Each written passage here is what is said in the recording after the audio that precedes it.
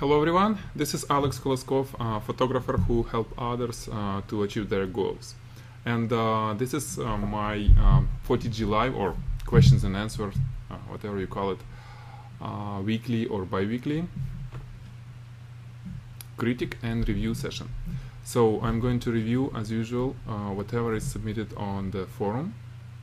And well, let me start. Oh, one more thing I want to say.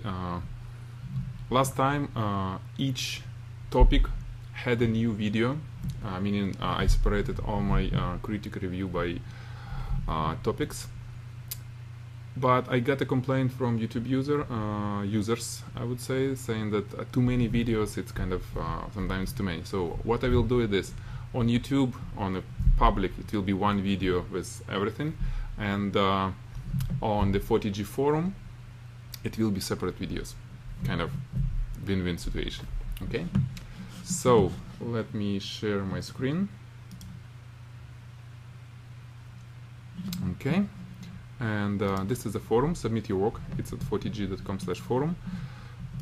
And let's go from the very top to the end.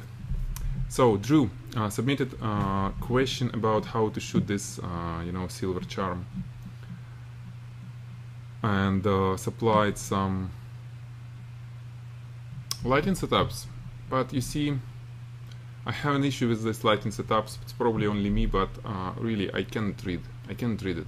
I understand that it was some softboxes, some diffusers, but to understand and to suggest how to change your particular setup, Drew, I need real pictures. Real pictures better from different angles, and then the only way I can tell you how you can utilize your light modifiers and equipment you have, and how to change it to make it work. So I can only tell how I would shoot this thing now, because like I said, it's hard for me to judge your lighting setup. So the biggest issue, I would say, with your shot is that you have several diffusers, and we see each diffuser reflected on this nice charm, and it's like, because it's just reflections, we see that's just different pieces of differently highlighted diffuser in it, and it doesn't look right.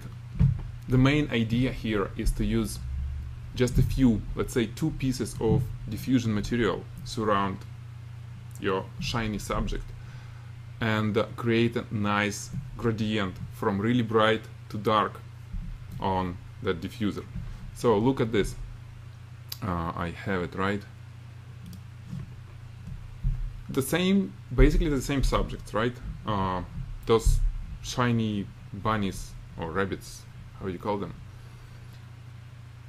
And the main difference is that, yeah, I have a gap between my diffusers, and you clearly see this gap. It's a black piece on this shiny guys, but you don't see anything else because it's just was 2 big diffusers. It's posted on ProCorner. I don't know if you are a member of ProCorner or not, but well, I know you'll be joining my jewelry masterclass in a few days, and obviously I will talk about this and I'll show you how to manage stuff like this. But on the ProCorner, well, I have this behind the scene video and I have lighting setup. You see just 2 big pieces of the diffusion material with a gap, and that's it. This is what basically this is as is image, no post-production, because this was after the post-production, kind of cleaned, but this is the real stuff, right? So with your charm is, well, you need to have this 2 diffusers or 3 diffusers, and create highlights on them, highlight and dark areas, basically the gradient. That will create, nice picture.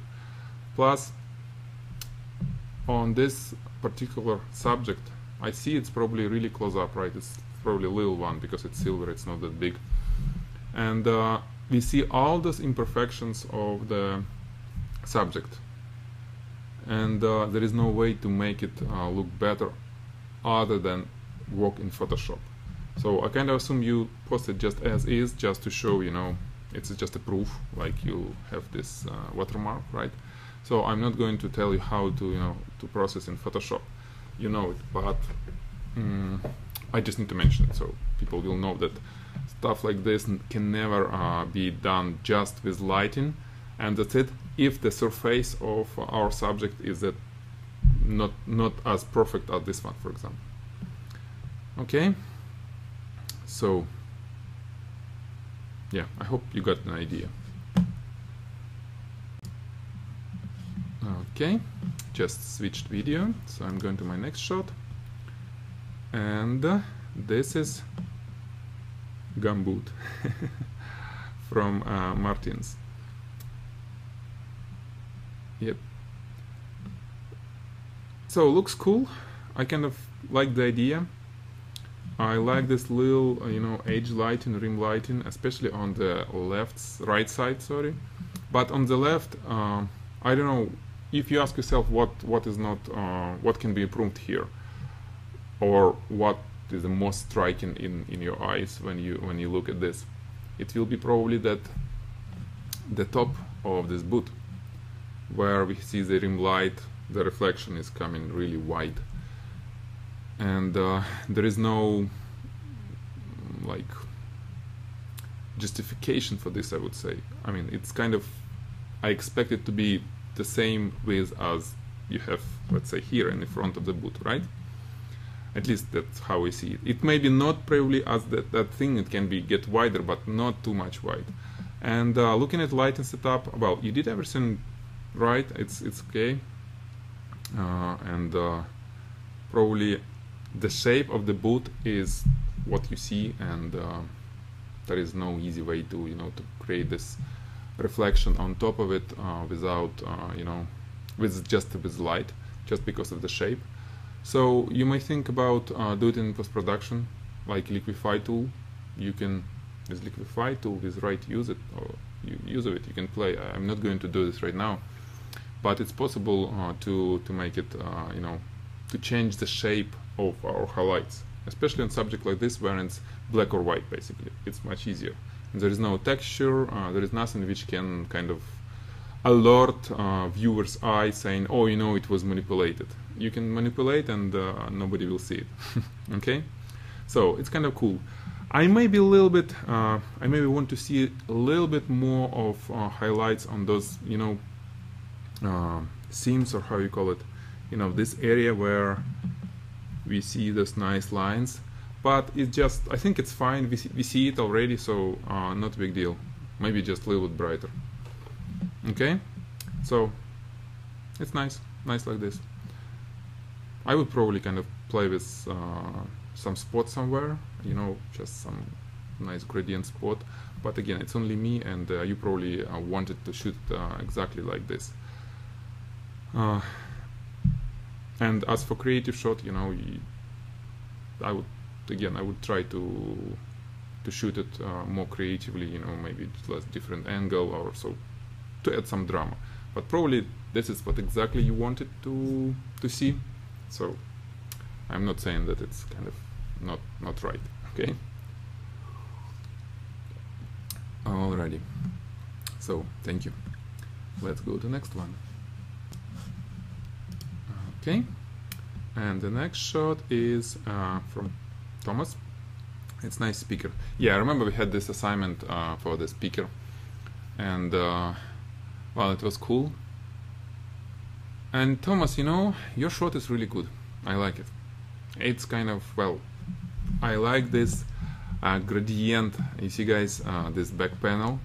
How cool it looks like when we have this edge light and then gradient on something black like this. It just looks. It's awesome, right? I know, I really like it. And well, I like all these gradients. I'm not sure if the diffuser of that speaker is glossy or not, but basically it doesn't matter. If it's glossy, I would probably kind of highlight that it's glossy, but I expect that it's not glossy. So really cool shot. Hard to find imperfections, but possible, So few imperfections I found is, well, not me found, Zhenya found it. The retoucher, my guru of Photoshop, she sees immediately. You know, if you look at the base at the bottom where it you know, sits on the table, there is little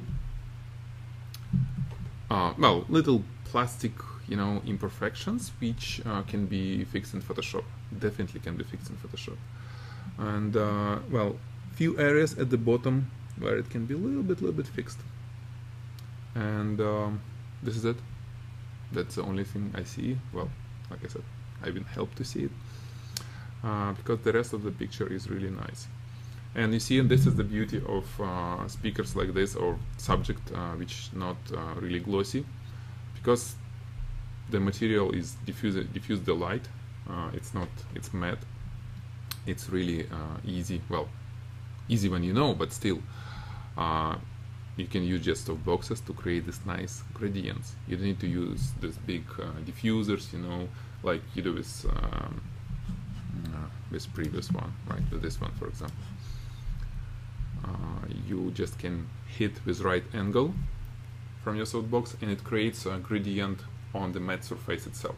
So basically, when it's matte, we create a gradient by pointing at right angle, pointing our light, usually strip box, to the right angle. By the way, talking about strip box vs softbox, I read the question. I don't remember where it was. Maybe YouTube. Maybe, well, it's just too many. But anyway, I read the question. Somebody asked about why I kind of prefer to use strip boxes over just the soft boxes, something like square. And my answer is it's easy to manipulate with the light if it's like a strip box. Basically, it's already relatively narrow light source, and when I change the angle of the strip box, it has much more dramatic effect if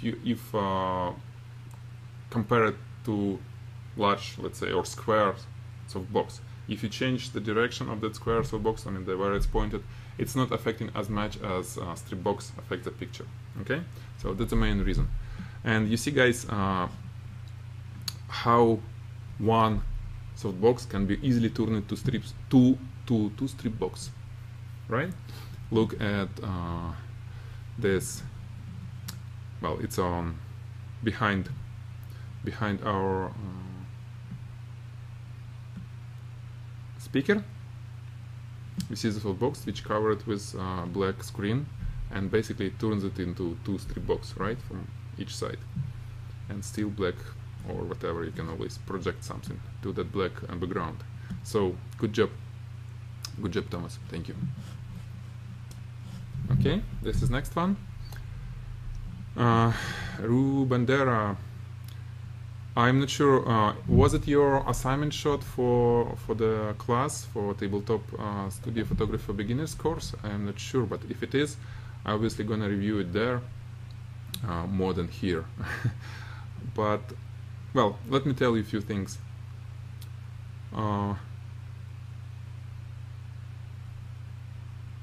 Well, it looks nice. Maybe some post-production to create nicer finish on this side of the boot, right? Then it's a little bit too bright here and it's a little bit too dark on the tip, on the nose of the boot. I would probably suggest, you know, to add some, maybe a little reflector to make it a little bit brighter, because it's fine to have it dark there, but because you have so much bright all around, it kind of, maybe it's a little bit too dark. But again, not a big deal. Well, what else? I think it's cool. Again, maybe more creative. Maybe that. Oh, that's what I found. The background light, that spot you have on the background light. You see, it's something is here, and it's not really kind of spot. It's just like a dirty spot. So if you're trying to highlight the background, make sure you have some nice rounded spot there, right? And it's more visible. How we did it? Some mirror. Well, I'm not sure how you created the spot, but okay, red gel here, and okay, it was some light for the background, right? But it didn't do good job on the background, because it just, you know, it's not clear, and it's white on one side, and why it's like this positioned, it's kind of strange to me. Okay. So, and maybe, you know, maybe some dramatic light, more dramatic light on the background, on that rock or soil or whatever, who knows. Or, you know, maybe you need to, if it's just a soil, not a rock, maybe you need to press that boot, so it will be more like, you know, somebody really stepped on that soil, because now it's just like somebody just lost his boot while running, or I don't know. Well, it's just an idea, just creative ideas. Okay, but thank you, Ree. Cool shot. Okay, this is the next one. Okay, Curtis. Yes. Curtis created nice shot of, well, really nice watch.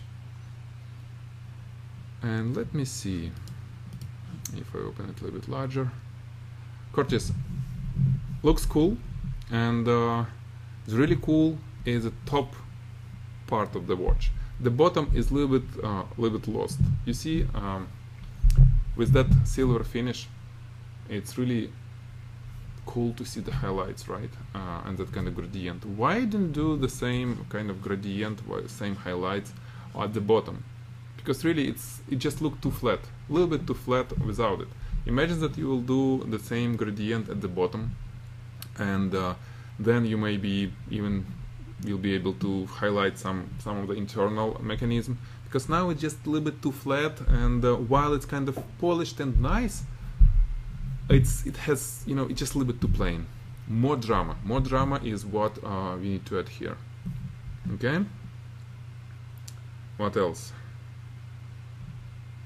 Well, maybe some little clean up on this area, because I see some imperfections on either reflection or maybe just metal, but it can, you know, it can be improved in Photoshop. But the main area of improvement is to the bottom of the watch, in terms of making it more dramatic and well, a little bit more gradient, less flat. Okay, and if you look at this, again, kind of cool, really nice watch. Post-production, of course, post-production, you know, all these areas, well, I know this is how material is, it's not polished on this area where, you know, the wristband connected, but if you want to post it in your portfolio, I would suggest you definitely clean it. Maybe not polish in Photoshop, but at least make more uniform. And, you know, all these little areas, little dents and everything should be polished. In terms of lighting, I like how you got those, you know, glossy pieces.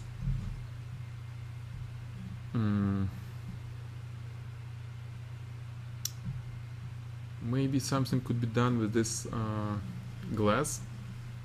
You know how they do, it's usually in Photoshop, when you have almost like a transparent one part, and another part has that kind of reflections showing that it's glossy, like you know, any iPhone or, well, any glass, when device with glass, they show, you know, how kind of half and half, half kind of reflects something with which brighter, and half is almost transparent. Maybe, you know, technique like this will help to, you know, create that kind of polish and nice look. It's just an idea, not sure how it will look though.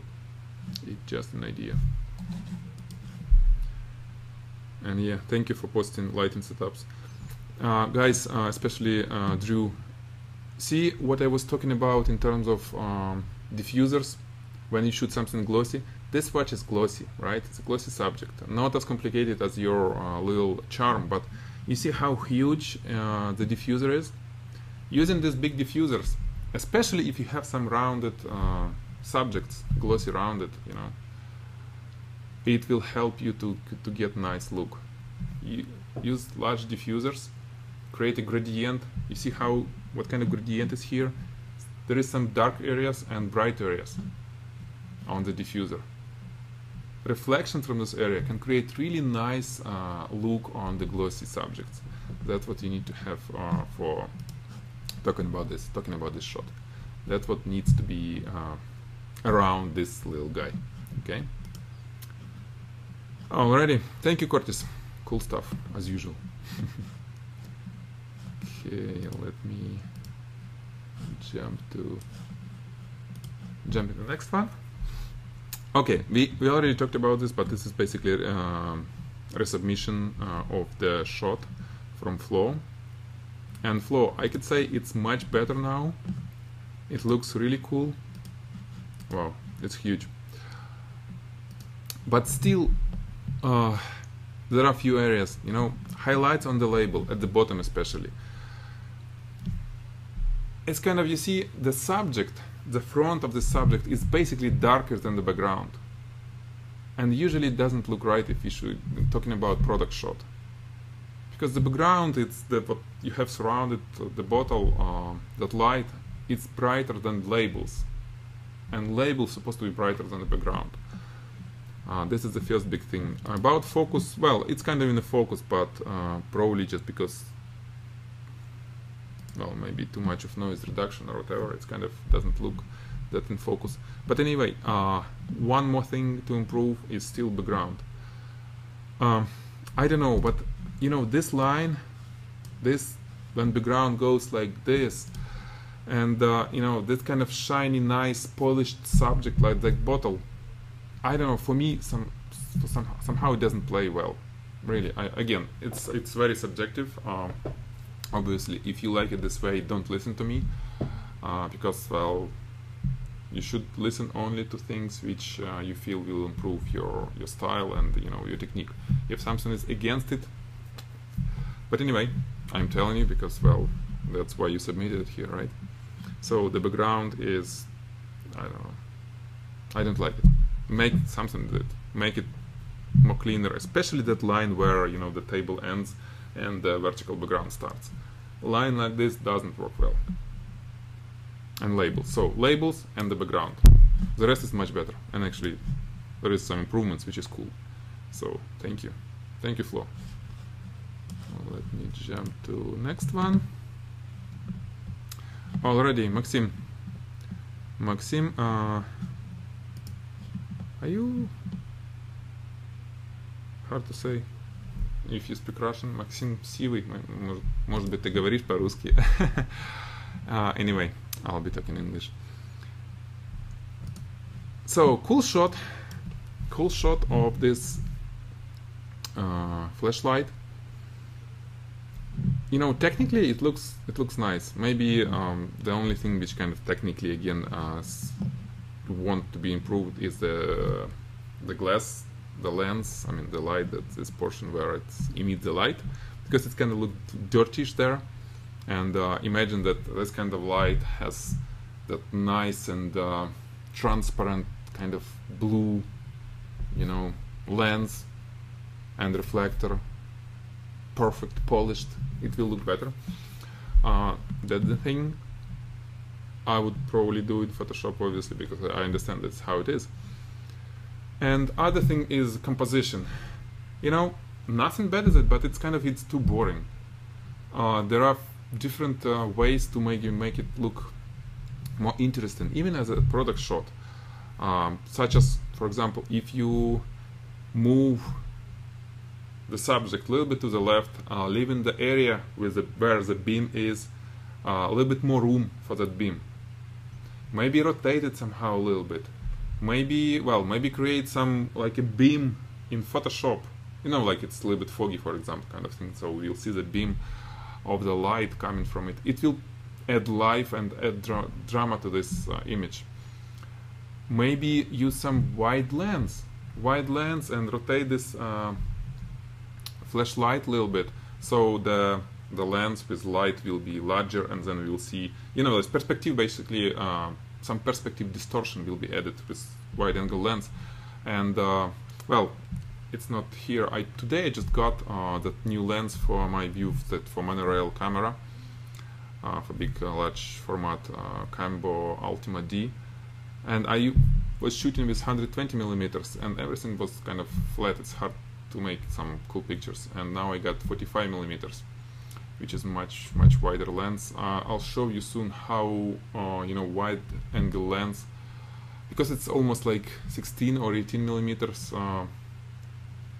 if you talk about 35 millimeters format, if you transfer that 45 millimeters on a large. So it will be really cool look. I'll show you how to utilize it for in product shots later, obviously. So it's just an ideas. But other than that, technically with the lighting, I think it's done very well. Maybe a little bit rim light all around, but again, it's perfect without it. So I'm just throwing ideas. So good job. Just always think how to make it more dramatic, less plain, because well, we need to strike emotions. Every shot, even the product shot, should be emotional. That's how people will remember you. That's how the clients will find you eventually. Because well, when it's plain, it's not. It's just same as everywhere. Okay. So thank you, Maxim. Okay, Curtis again. I remember it was shot submitted some time ago. I looks like I missed it, but anyway, you see I catch it now. So, or didn't, maybe I didn't miss it. Anyway, let me talk about it. Kind of cool shot. I remember I was doing, it was one of my shots like this when I was starting, play with liquids. So it's kind of cool, but the thing which is a little bit unbalanced here, I would say. You see, the bottom is really bright, a lot of colors, a lot of light, and the top portion, because we don't see the spot, I see that it was kind of green spot in right up corner, but it's not really visible there. It's just, So I may think that it's a little bit unbalanced because of this. Either we need to add more light on that spot on top, or we can reduce light at the bottom. Maybe this green reflection on the liquid surface, maybe you need to just not fill it with almost uniform feeling like this, but create a spot on it. It's just a mirror, right?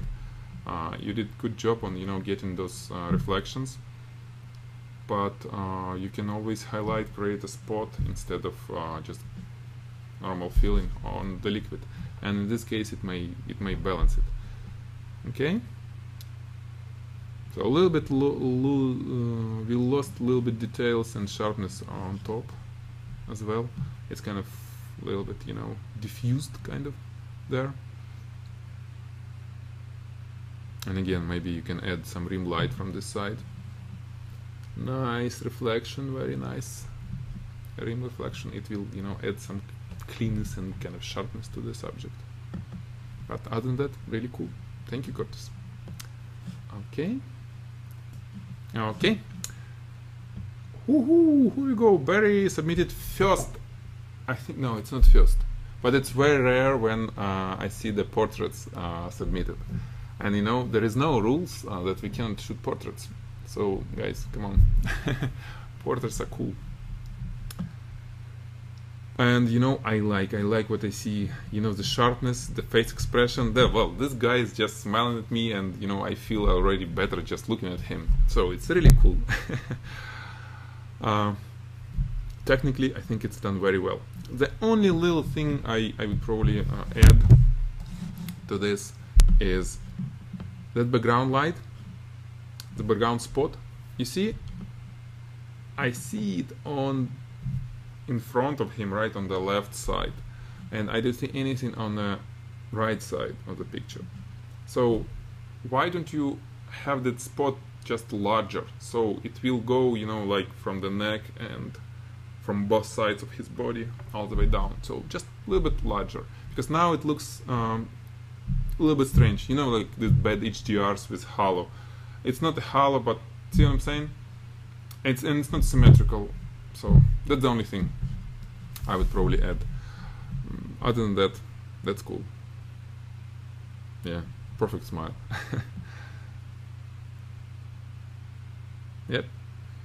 We don't need that much light and diffusers and reflectors for portraits, because portraits, well, usually our faces are really photogenic and has perfect finish, not matte enough or not glossy, just perfect to get that kind of picture.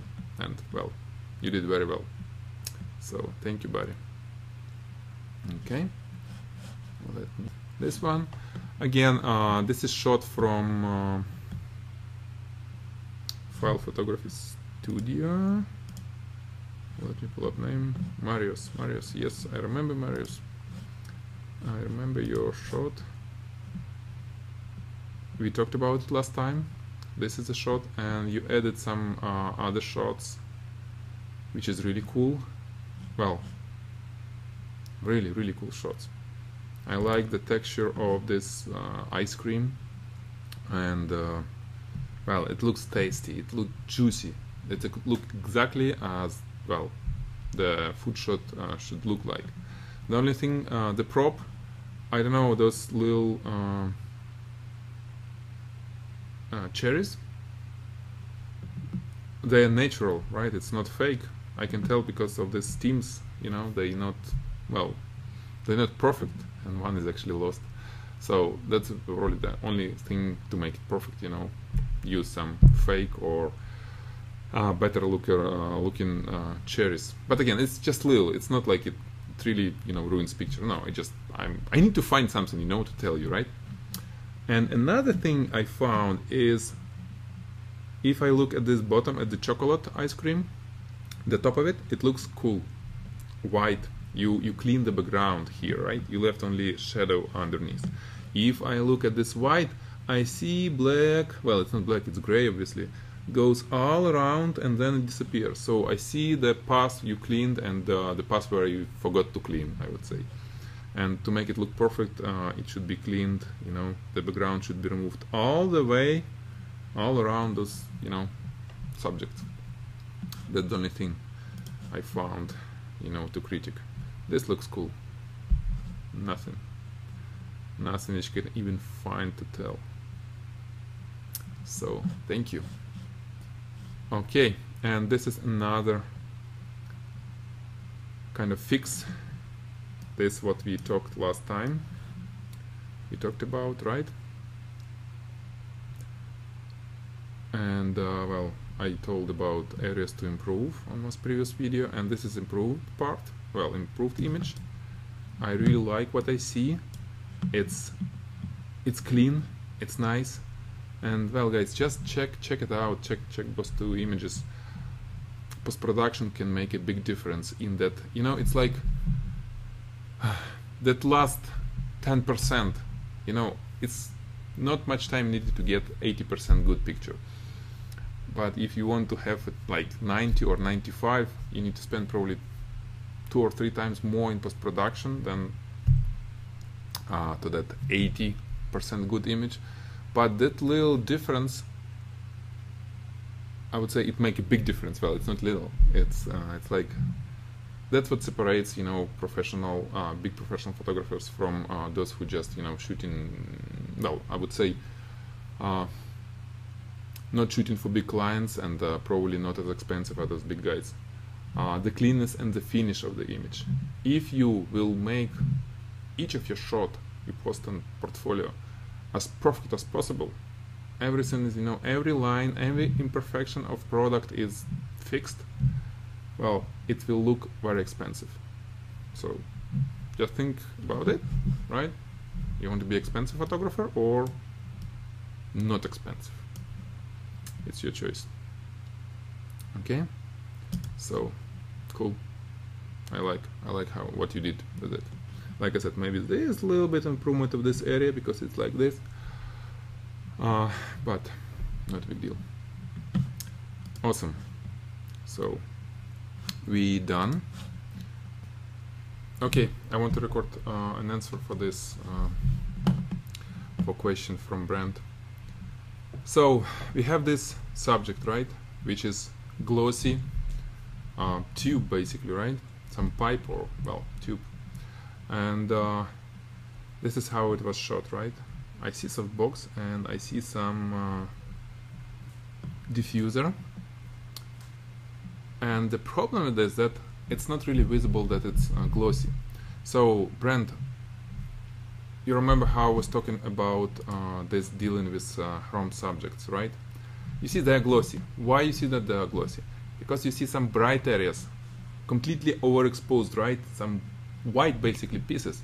Then you see some gradient and you see some black pieces. That's what kind of creates still look nice, right, to the eye, and still gives idea that it's glossy. So for your tube, it shouldn't be like this gray and some dark line.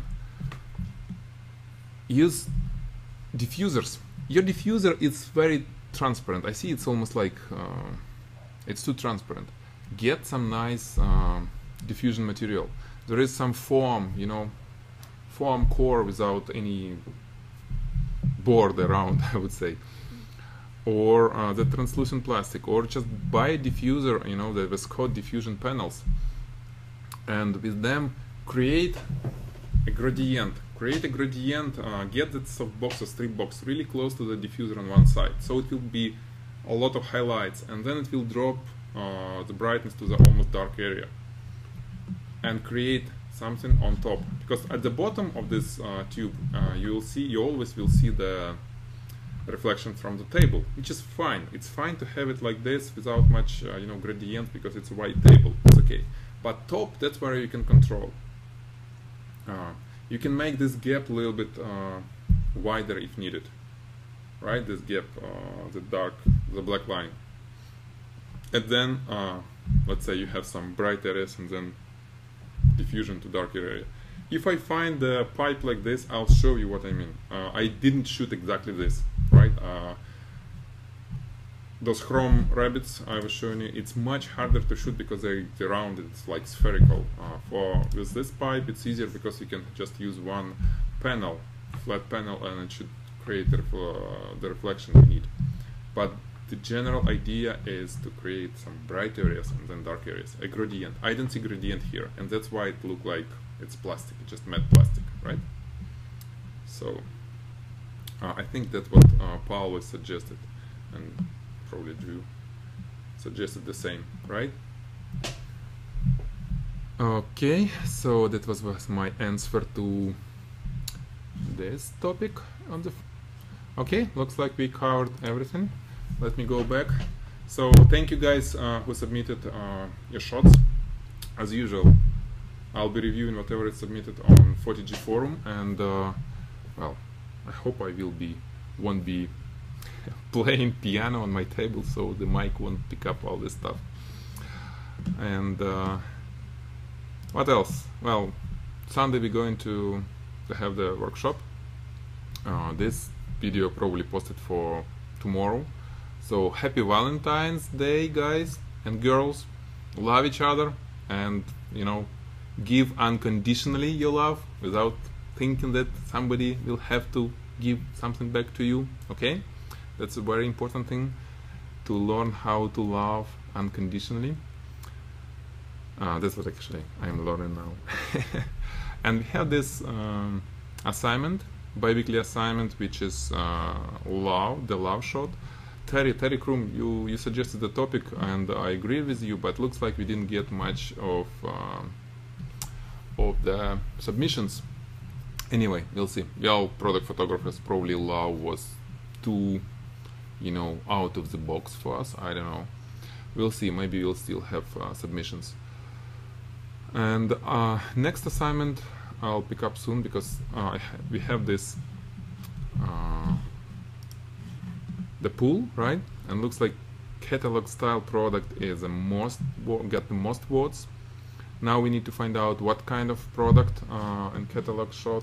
Maybe we can shoot, you know, some like toaster, or you know, set of kitchenware, some, you know, pans, I don't know, fries and all this stuff. Throw me ideas. We have this topic which is called ideas for next assignment. Throw the ideas, and then we'll choose something which, you know, will be interesting for everyone. Okay, so have a good Valentine's Day, guys. Stay tuned. Bye.